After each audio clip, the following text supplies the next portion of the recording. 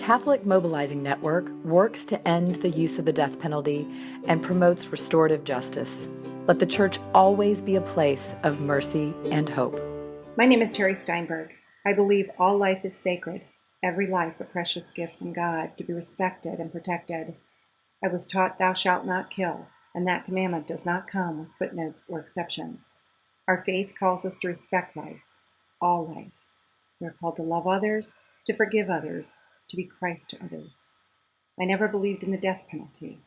Although I knew it was wrong, I never really gave it much thought.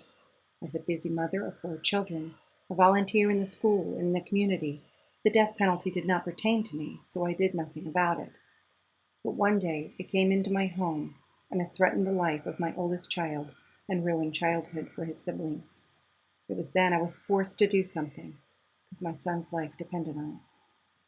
My son, Justin Wolfe, was wrongfully accused of murder for hire in 2001. He had just turned 20 years old. A young man named Owen had shot and killed another young man named Danny. When Owen was arrested and threatened with the death penalty, in order to save his own life, he told the police that my son, Justin, asked him to do it. On May 1st, 2001, Justin called me and said, "I'm going to turn myself in. They think I had something to do with Danny's death. I have to clear my name. I should be home in a few days. Please don't worry." I collapsed to the floor. He had turned himself in to a system he trusted and believed the truth would set him free.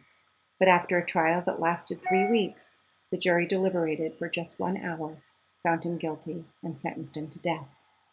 As a mom, I felt like I had failed to protect my children. We all have dreams for our children, and my dreams have been shattered, our lives forever altered and overshadowed by the death penalty. It's a sadness that lives with you constantly. Justin has had 3 execution dates so far, once coming within 2 weeks of being put to death, though each time we were told it would not happen yet, that there would be an appeal, its words a mother should not hear, and a realization of the reality that we face. There is not one among us who has not done something in our lives that we wish we could take back and do over. We have all made mistakes.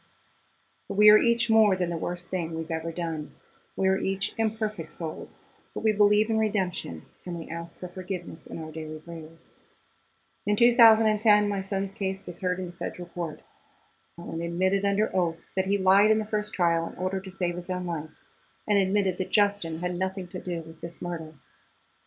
There were many pieces of evidence which proved my son's innocence and proved his original trial was such a miscarriage of justice.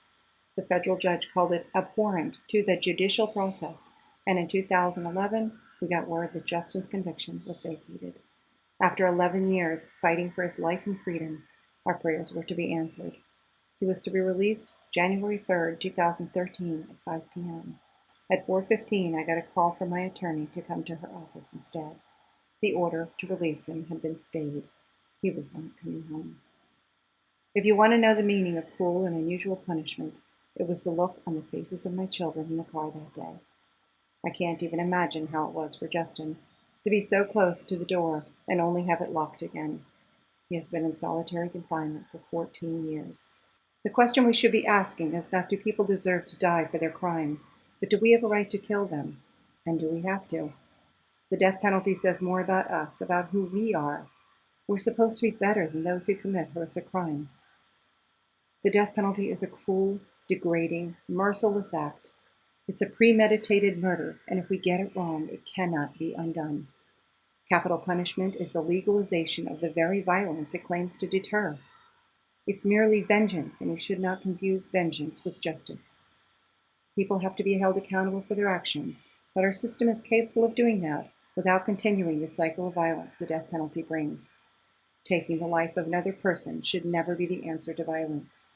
We cannot kill people who kill people to prove that killing is wrong. As we head into Respect Life Month and the Year of Mercy, let us remember the dignity of each human person and reflect on the lessons Jesus came to teach us. Love one another as I have loved you, and whatever you do to the least of my brothers, you do to me. There's nothing about the death penalty that honors the tenets of our faith. I believe we are called to do better. Catholic Mobilizing Network to end the use of the death penalty and promote restorative justice.